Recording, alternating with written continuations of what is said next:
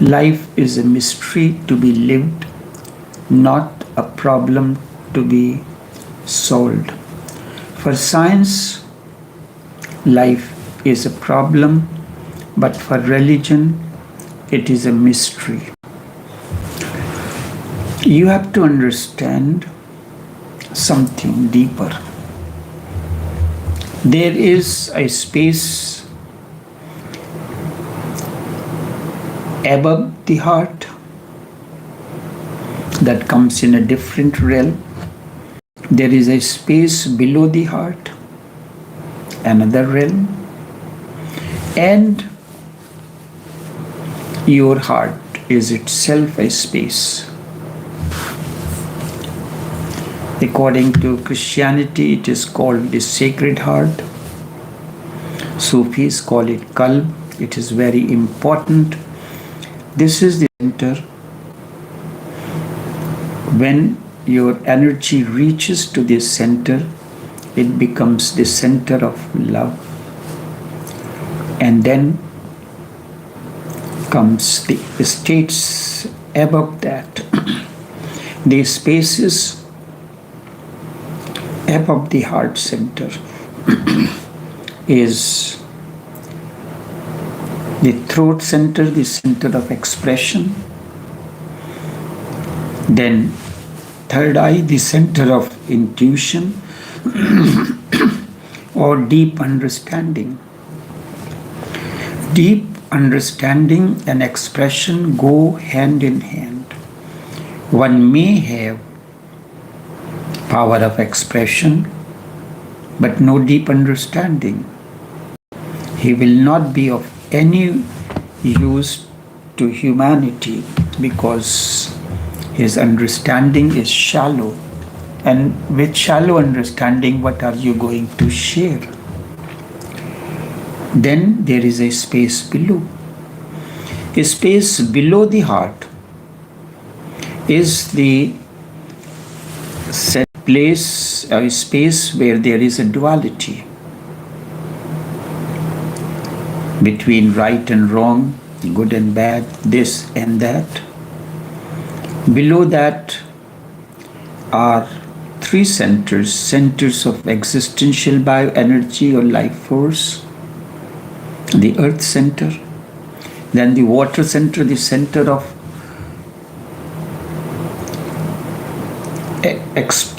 of sex or sex center, and the solar plexus, the center that acts as a catalyst. When the center becomes, this is in the center of the human body, it is like the tree that grew in the middle of the Garden of Eden. Your body is the Garden of Eden, and solar plexus is the center. It activates, connects the earth center and the water center. By creating a vacuum, it pulls the energy upwards, conserves, and then distributes through the inner channel of the body throughout. This is important. So these are the spaces below the heart center. Above heart is throat center, the center of expression, the third eye, the center of intuition, deep understanding, and these centers are non-dual. There is no duality. From here, the journey of duality continues. From the heart center, you get the first glimpse of non-duality. Then the heart center, the space. For science, life is a problem to be solved. For religion, life is a mystery to be lived. A problem can be solved, but mystery cannot be solved. It can be lived but it cannot be solved. Religion offers no solution, no answer. Science offers answers. Religion has no answer. This is the basic difference between science and religion. And before you make any effort to understand what religion is, you have to understand this basic difference in the two approaches of the religion and the science. This you have to deeply understand, then it becomes easy. When I say science looks at life as a problem, as something which can be solved, the whole approach becomes intellectual. Then mind is involved in it, the mind stuff comes in. Not you. There is a difference between mind and you. But as such we know, as is the mind, so is the man. But this is a wrong statement. You are other than the mind. Mind is the conditioning. Mind is the stuff that comes to you or infused into you as your conditioning, as your understanding. If you are a Hindu, then you have a Hindu understanding, or a Muslim or a Christian, then your life will revolve around that.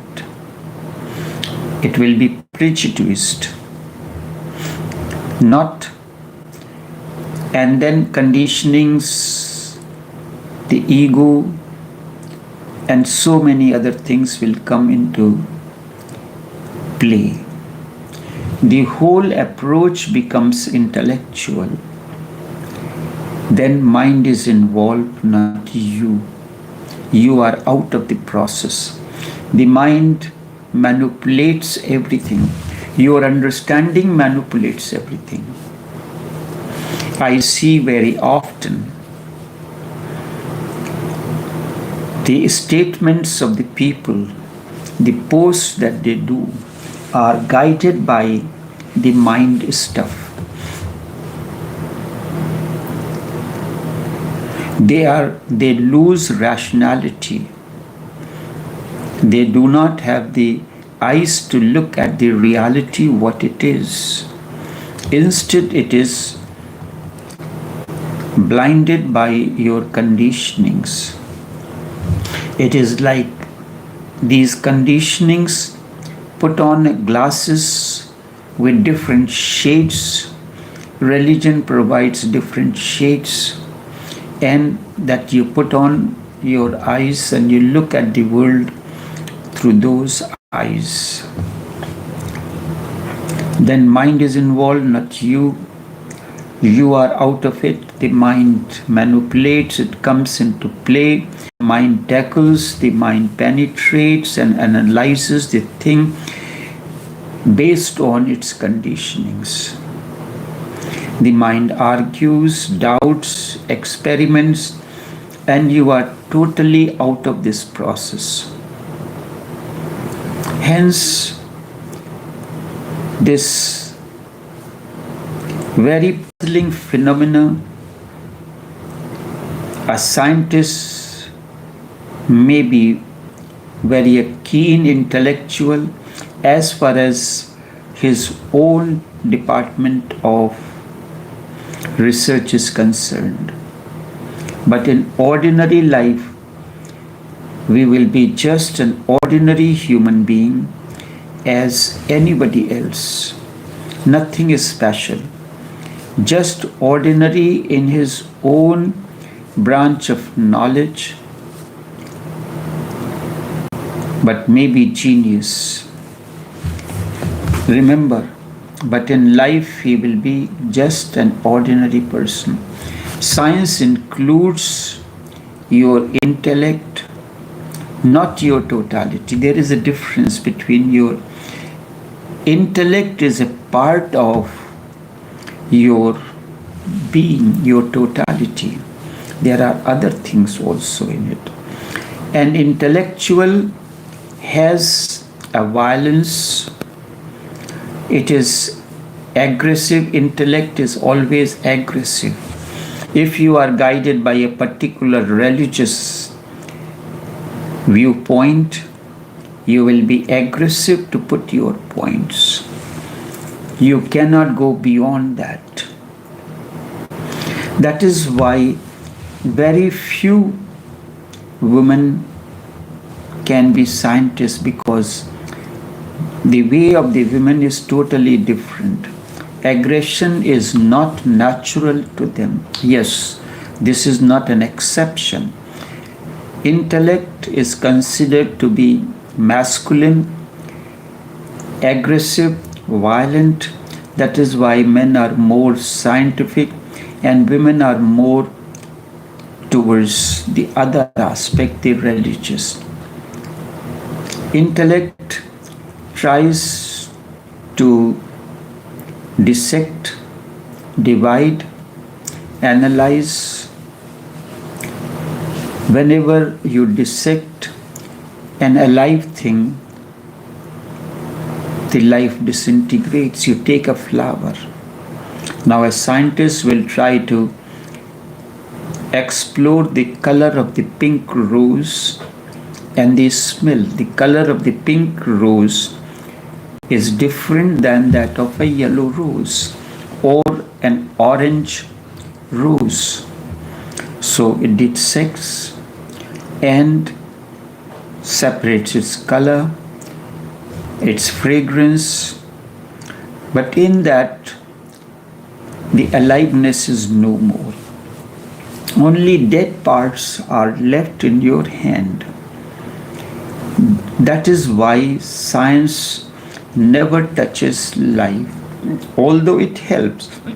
Really, whatsoever it touches becomes dead. The aliveness is not there. When science says there is no soul or there is no God, it is meaningful not because there is no soul or there is no God, but because this shows the very approach of the scientific mind, that it shows that the very approach of the scientific mind is such that you cannot touch life anywhere.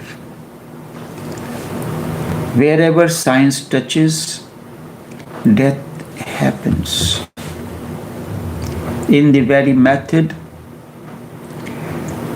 in the very way, in the very approach of division, analysis, dissection, life is bracketed out. When we focus on the science approach is to divide, to analyze, to dissect, and in that life is totality. The flower is alive because it has beauty, it has luster, it has fragrance, and that surrounds the aura comprising of the color, the fragrance, the luster, the tenderness is life. One thing, intellect is violent and aggressive, so ultimate outcome through the intellect can only be death, not life. Intellect is partial. Intelligence is more important. Intelligence is quality to see things in its ultimate reality. And intellect is looking at the things guided by the preconditioned ideas. In science, we use a word a priori conclusions. A priori means you base your hypothesis on certain, you make a hypothesis and you try to prove right or wrong That's where the analysis goes.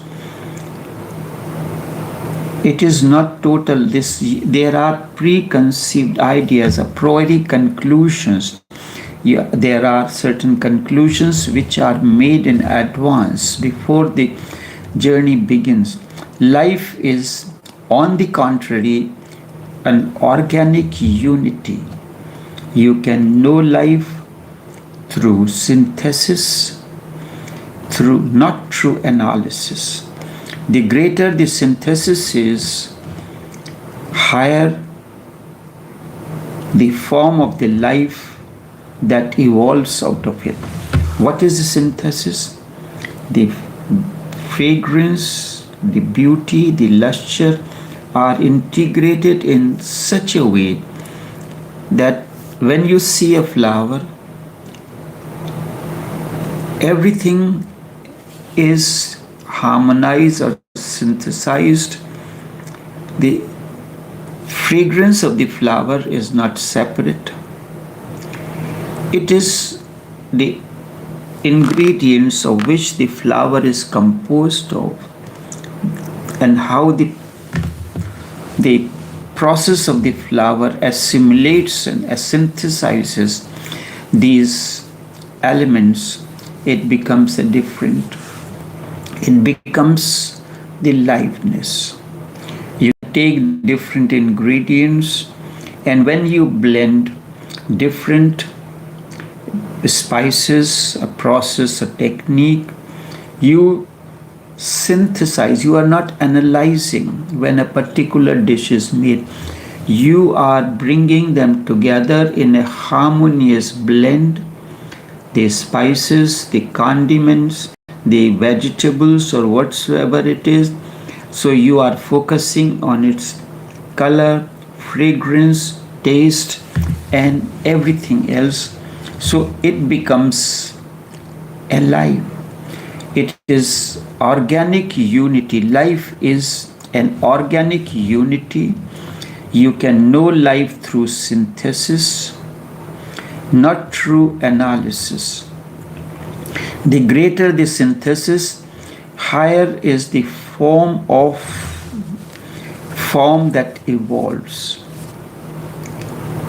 And if I say the word as you call it, God is the ultimate synthesis. This synthesis is given a form, but it is not actually a form. For practical purposes, for understanding at a certain level, we give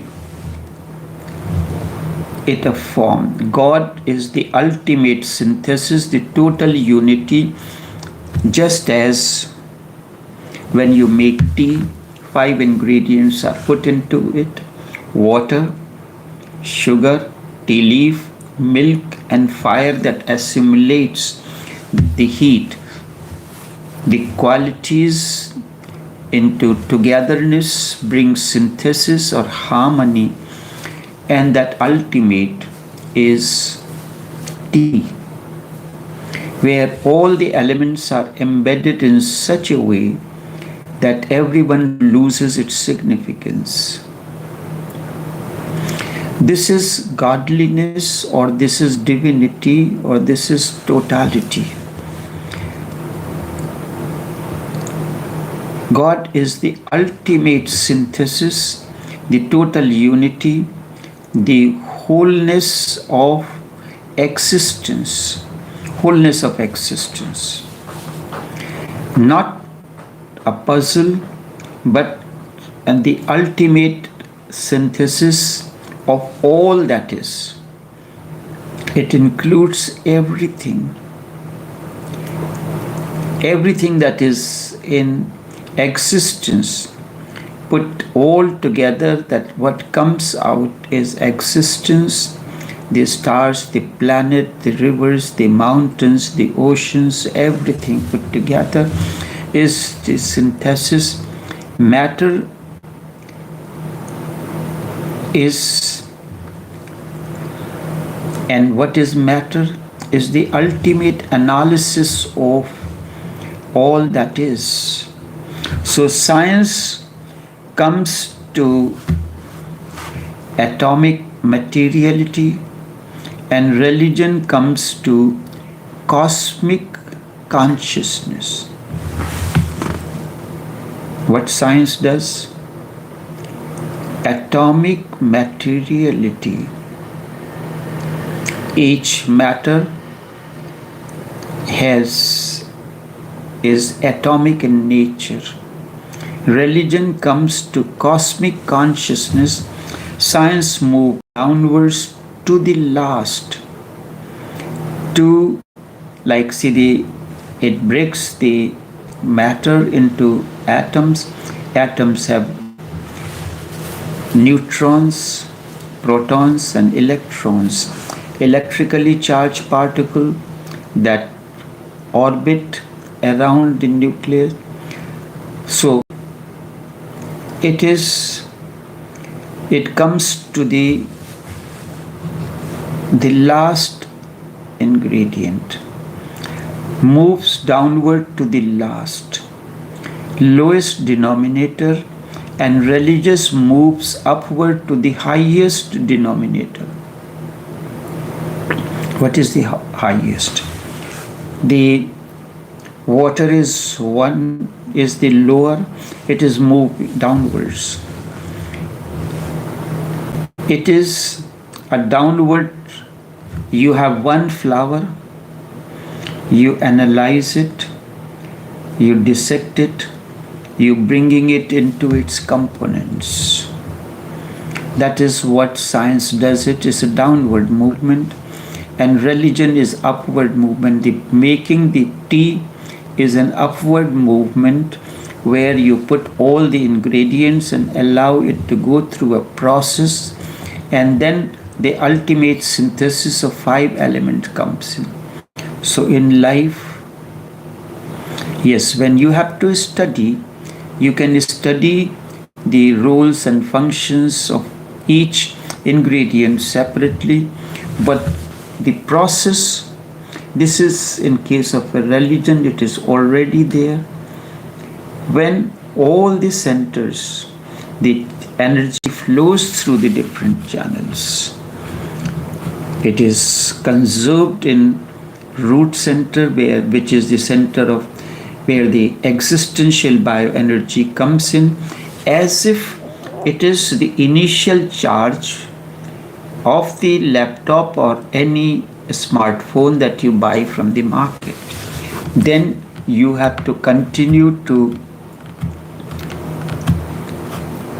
charge it, so that, and then the charge, if it is a less charge or it is below a certain limit, then certain functions, certain apps may not work. So it has to be fully charged. Then everything will become available to you. The processing will become faster. You can open any app. The signal is weak. So in life, if your signal is weak, a particular center is not properly developed, then your processing will take a longer time. It will be a slow problem, slow process. So both science and religion move in opposite direction. Science moves downward, religion moves upward to create synthesis. So science transforms everything into a problem because you have to tackle it scientifically. You first have to divide whether it is a problem or not. Religion takes mystery as the basis. There is no problem. Life is not a problem. You have to understand it. The emphasis is that it cannot be solved A problem means something that is solvable, something which can be known, something which is knowable, and for God we say unknown and unknowable. Life is unknown and unknowable. You have to learn to live it. It may not be known right now. That is what science says. It may not be known now, but it is not unknowable. At the most, it may be unknown, but not unknowable. But that something which is unknown now can be solved and can be known tomorrow. So really, religion cannot ask a question like, what is life? That is an absurd question. Religion cannot ask such question as, what is God? This is nonsense. The very approach of religion is not to create problem. Religion asks how to be more alive. How to be more alive. How to be in the basic current life is flowing. How to be the part of life be the part of the current of life. How to live abundantly. Religion is not how to be God. Religion can ask how to be God means totality, the aggregate, not the person. But it cannot ask what is God. We can live mysteries. We can become one with them. We can lose ourselves in them, and we can have it totally a different dimension. We cannot solve what is love, but we can be loving. Your very presence expresses lovingness, is an expression of love. Then very quality changes. Nothing is solved. You have not solved the question what is love, but you are loving. This is, you have learned to live, to know, to be, how to be more loving. Not inquiring about love.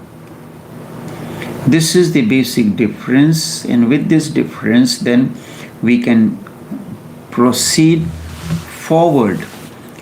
The space above heart, the space below heart, and the space that heart is enough for now.